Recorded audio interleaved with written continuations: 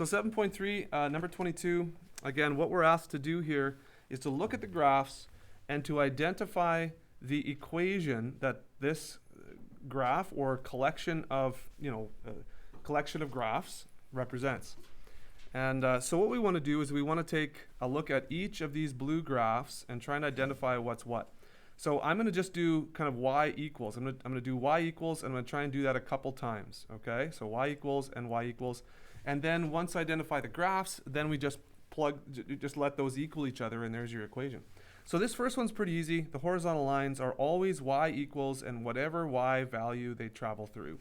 So a horizontal line is always just y equals some number. And the number is the number that the line travels through. That's easy. So y equals 4 is the horizontal line. Now the tricky part would be what is this v function? And we've seen that the functions that make a sharp cornered v like that are always absolute value functions, and they're absolute value of some straight line, right? Because we have the positive version of the line that looks like this with a positive slope, and then we have the negative version of the line that looks like this. Here's the negative slope, and the cutoff point is x equals 3. Okay, so all we need to do, and this is what I would suggest, just take a look at the positive version of the line and write an equation for it. How do you write an equation? Well, you need the slope and the y-intercept if possible.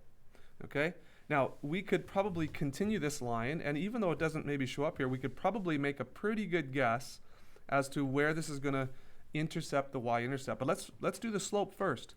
So I'm going to go from this point to another point, let's say this one, and we can find the slope or the rise over the run. So each square is 1 unit here. So we got 1, 2, 3, a rise of 3 over a run of 1, 2, 3. Look at that. The slope is 1. Okay, I know that the slope of this line would be 1. Now, what's the y-intercept? I don't see it. We're not looking at the x-intercept. The x-intercept here. We're looking at a y-intercept. Now, it would be down here somewhere, but what you know about absolute value functions is it's reflected up here as well, you see? So this would actually continue down in this fashion, down through here. We can't see what that is, but what we do know is that it's completely reflected about the y-axis, right? So guess what? It appears that whatever this intercept would be a reflection of the intercept from down here. So let's see if that makes sense. If I go over 1, 2, 3 units, I would have to go down 1, 2, oh look at that, 3 units. And so my intercept, the b value, is -3. And again, that would be on the positive version. So an easy way to do this is to find out what the positive version is, and I'm going to say x minus 3, that's the line. And when I do this, absolute value, that means that anything that's below the x-axis, the negative y values, are flipped up, so they go this way. And that's exactly what I have here. Okay? So just think about what's the equation of the straight line, and then throw absolute value signs around it. And finally, the final step to answer this question, what's the overall equation that can be solved by this graph? Well, it's absolute value x minus 3 equals 4. Because these are my two equations of the two lines that are represented, or two graphs that are represented. Okay, does that help? Hopefully that helps. Let's just see the chat here. Okay, the question was, what is m equals 1? Well, that's the slope. The slope of this line up 3 over 3, or up 2 over 2, or up 1 over 1. See? So that's the slope of the line. M is the variable for, it's the symbol for slope. B is the symbol for the y-intercept. So I just identified those as I was kind of examining this line. Okay, so for B, let's take a look at B real quick here. Okay, so B, obviously we have a y equals, what number is this? 4, 6, 5. Okay, so we have y equals 5. And then this graph is really strange looking, but you should know by now that this is an absolute value of a parabola, right? So this is a parabola. If this part right here, if this wasn't reflected up, it would look like this. It would be reflected down like this, and this would be the parabola. It would look just like this, right? Okay. So we want to focus on this parabola with this down here that I've drawn. Okay? And again, we'll use the same kind of reasoning that we did over here. what would be really nice to know is this symmetrical about the y-axis? It is, yeah. So that means my vertex is going to be on the y-axis down here somewhere. All right. So let's see. Remember the reflection rule. If it's reflected up to it looks like a vertex up here of 4, y equals 4. So that's going to be reflected down to -4. All right.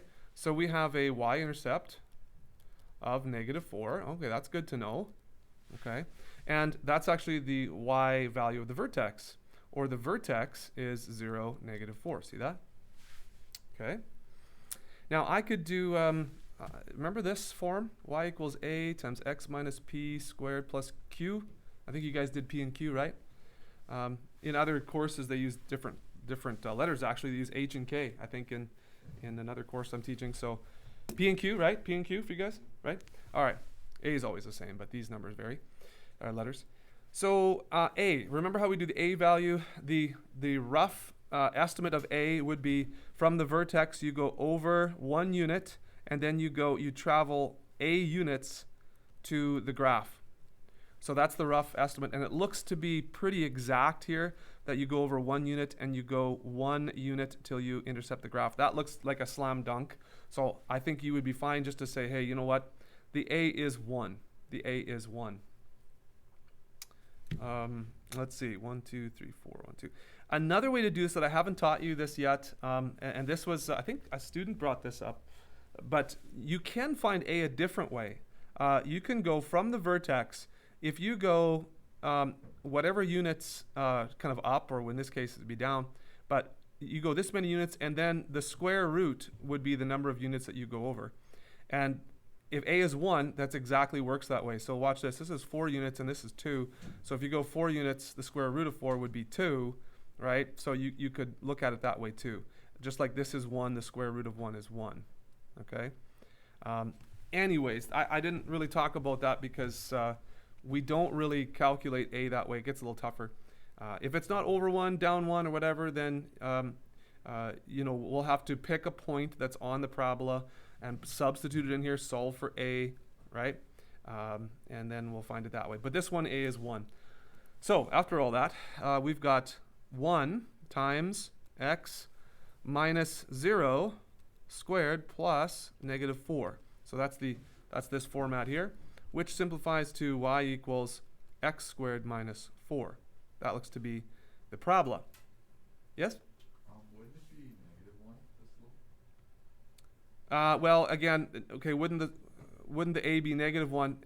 Yeah, but remember we're actually going from here. We're going from this one down here, right? Because what we want to do is we want to identify what sort of the positive version of the graph would be. So yeah, if this graph was faced downward, then a would be negative.